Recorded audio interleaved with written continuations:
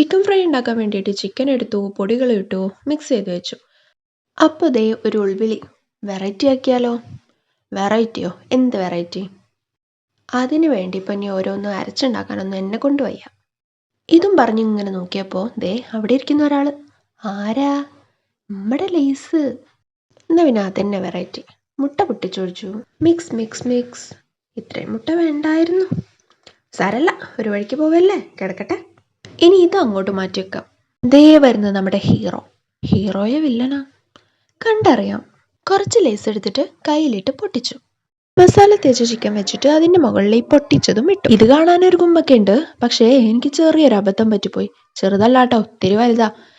ഇങ്ങനെ പൊട്ടിച്ചതൊക്കെ അതിന്റെ മുകളിൽ ഇട്ടിട്ട് ഞാനൊരു 1.5 മണിക്കൂർ ഇങ്ങോട്ട് തിരിഞ്ഞു നോക്കിയില്ല.